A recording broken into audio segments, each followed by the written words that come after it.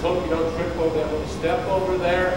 I don't know if we have that kind of insurance or not. I don't want to do that. So if you have any questions or anything, don't be afraid to come up to us three, and then we'll try and give you the right answer. Talk to Mr. Anderson over there. He'll give you. So when you wake up at 6 or 5 tomorrow morning, you come on back down and watch the regional wrestling.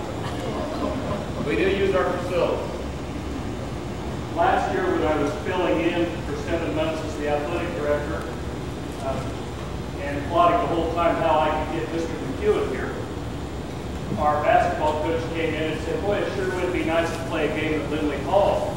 Well, for 8 years in the 80s, I was the junior varsity supervisor. It's quite a title. I paid $15 a night. And I'd take the balls and the pop and everything to the house, and I'd go down to Luncheon Hall, and I would supervise the junior varsity games. And there were a number of evenings I sat there and I thought, what a great old gym. So when he suggested that, I got on the phone right away. And every team said, we're not playing you at Luncheon. Finally, the AD and Derby said, well, let me talk to my coaches. And he called back and said, we'll try.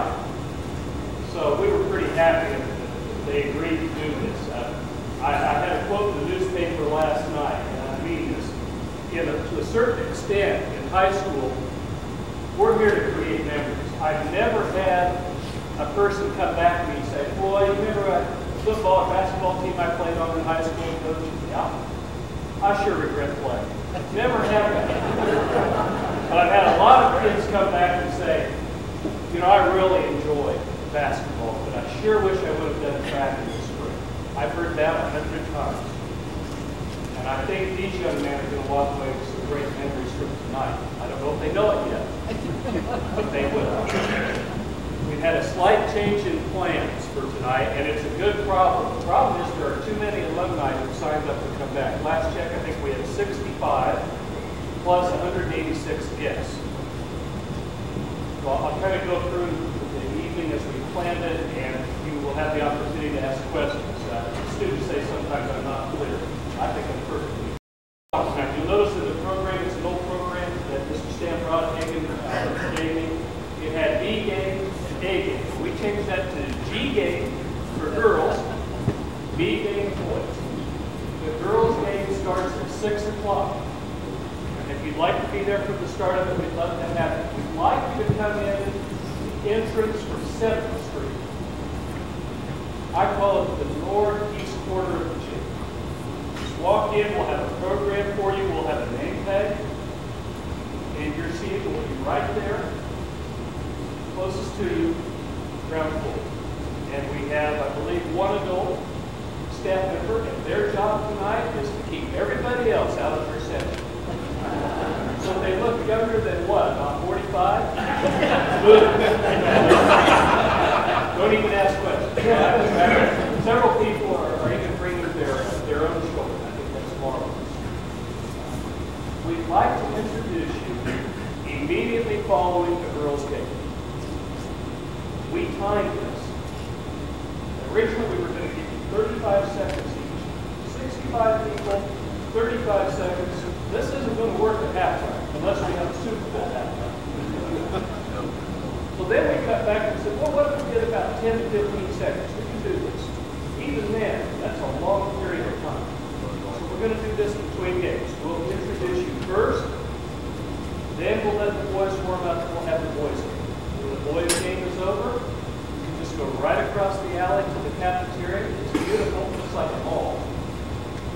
How schools have changed. And we'll give you as much time as you need to visit. Stay till midnight. I don't have to be back here until 6 in the morning, so we'll have a good time. We want you to visit. Phil Anderson, Jan,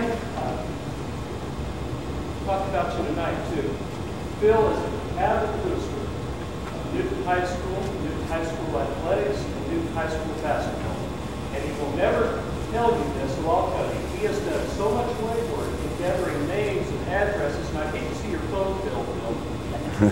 I appreciate so much what Phil has done so that we can have this event tonight. So, have a huge impact on us. Thank you.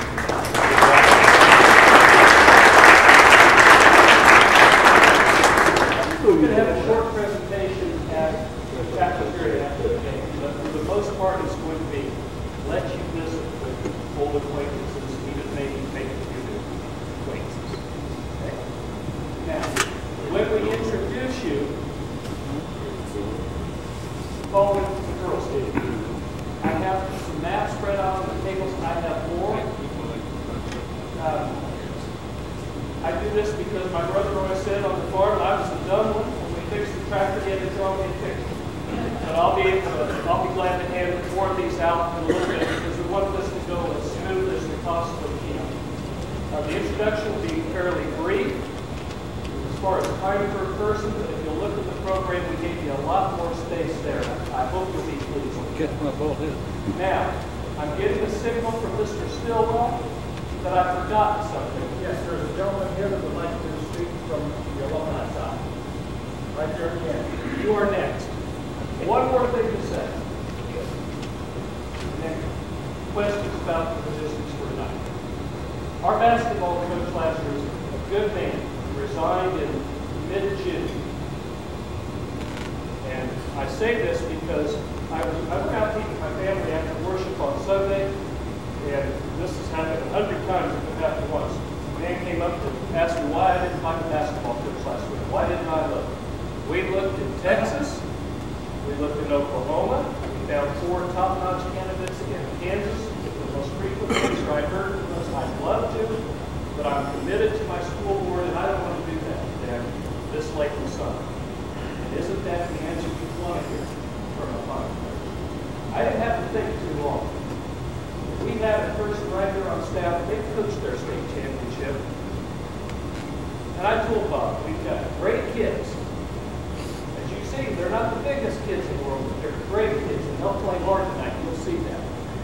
And I was so thrilled to be able to offer this position to Bob Smith. And we're so thankful to have Coach Smith back. He's helping us out for 1 year.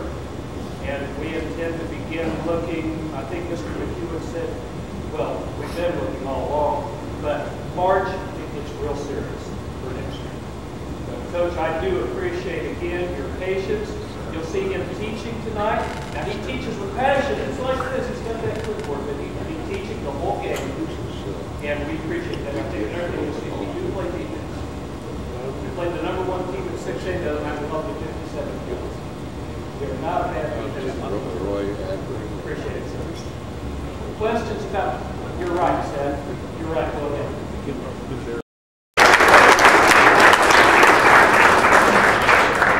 Questions about I think if you did that on your own, that would be much. Any other questions? Yeah, but we have very little opportunity to show our Thanksgiving, and our 2 coaches have passed away. But nevertheless, tonight is going to be a very memorable night as we honor 2 coaches, because if it weren't for the coaches, we would never be playing. Mr. Lindley and John Ravenscroft, who gave of themselves over the many years in this gymnasium, meaning Lindley Hall, to develop boys into men who would have discipline, hard work, find reward in the process of doing, learn fundamentals, do it right, be patient, apply their whole heart, and never give up. Water can destroy a floor.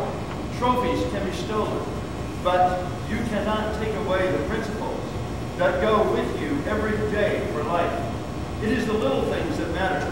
For instance, we were taught that if you bend your head down a fraction, you can see 180 degrees. You can see the whole picture. In life, as one lives, one needs to see the whole picture.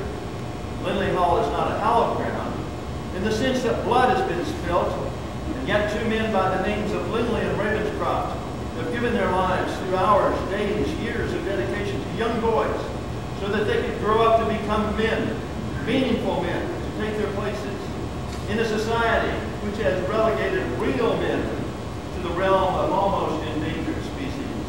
May the example of Mr. Lindley and John Ravenscroft inspire each of us to be the man or woman we are called to be.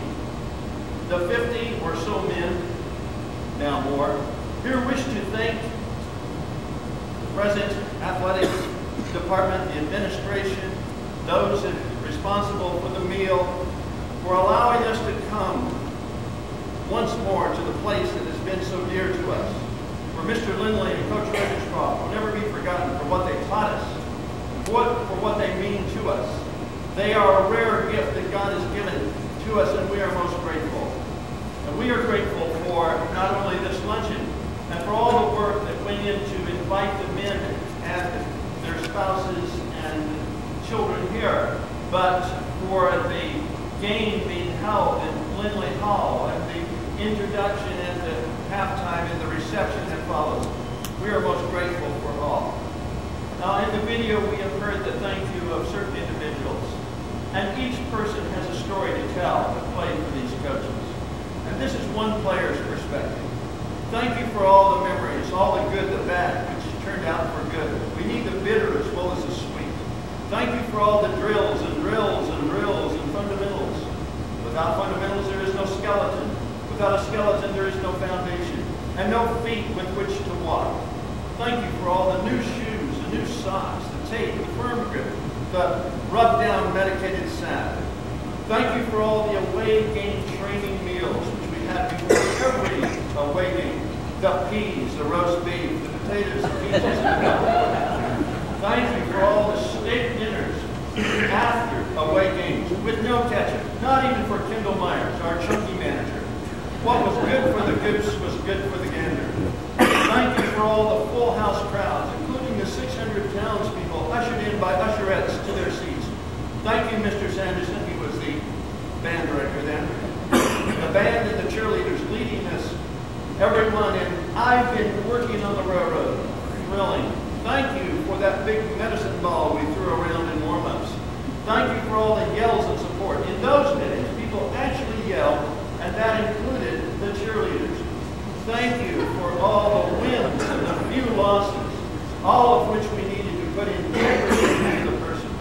Thank you for all this and a lot more that made basketball in Newton, under the great coaches Frank Lindley and John Ravenscroft, a total basketball experience, most of which took place right here in Lindley Hall.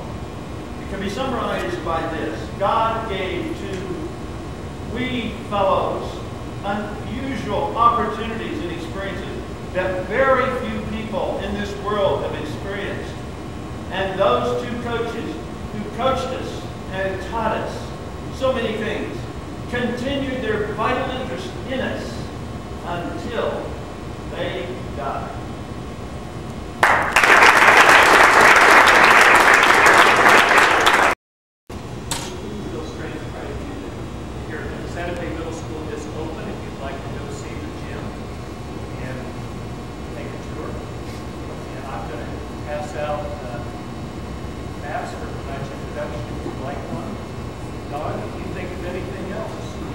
Our cheerleaders are going to roll back to the 50s. Nobody's going to talk the boys into those uniforms tonight, but that's going to be kind of a neat thing. The young ladies will wear those the first game. They want to kind of go into their outfits so they can do their stunts, kind of do their routine that they've been practicing for also. So the pep band should roll back also. It should be kind of interesting. We'll see. So looking forward to seeing the ball game tonight. Years ago, someone said, wouldn't it be great if we had championships on the gym wall? And the person's not here, but several people went about gathering those, and then one person lost them all. So we worked last year on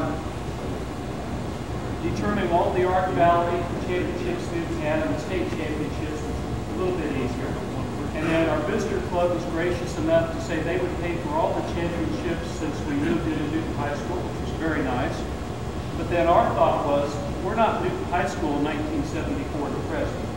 We're Newton High School. So our Hall of Fame, which again, Bill was heavily involved in that, supplied enough money that we could pay for all the signs for all the championships Newton has. So yeah, please feel free to go down and look at the gym floor. We put railroaders in the end, and briefly for about 2 seconds considered putting railers, but Mr. Franz and I agreed we are the railroaders, and that's what should go there. We don't mind people saying railers, we're the railroaders. and a Newton High graduate whose name is on that wall right over there, Albert Martinez, painted the middle of the gym. The company that did the floor said, we have a professional painter. And I said, that's wonderful, but our person's going to do it. They said, you don't understand, you need a professional to do this. I said, great, our person will do it. We want a new high graduate in on the floor. After 2 days, they came back and said, who is he? That's Albert. So yeah, please feel free to take a look around. Anything else we're forgetting? Mr. Schluter.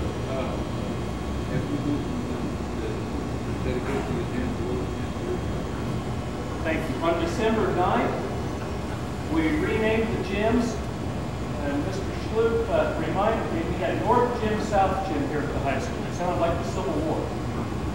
So this gym, you'll see the sign on the wall, and also the plaque downstairs is Ravenscroft Gym. Takes a while to say in type, but isn't that better than South Gym? And then the new gym that was built 4 years ago is no longer North Gym, it is Willis Gym after Walter Willis. And the number you mentioned, I asked for the head coach you play for it. How many of you wrote down Coach Willis also, which was, I thought, a nice compliment to him. How nice that someone could be mentioned who was never the head coach at the high school and had all of that glory and fame. Someone who just quietly for 34 years taught many of you the fundamentals. How many of you played for Coach Willis? It's pretty impressive. Thank you. Thank you, Ken. I'm the generation after Ravenscroft running hall. And I just want to give credit to Coach Ruth and Coach France. They tried their best.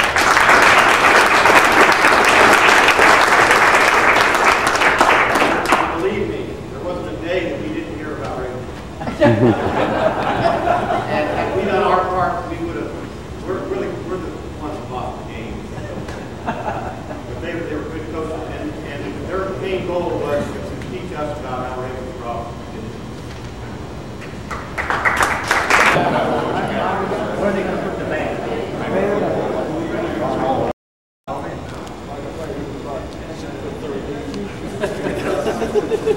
Coach called us all together one night, after practice, and I looked, I said, some of you people, you stay out over there at 9 o'clock at night.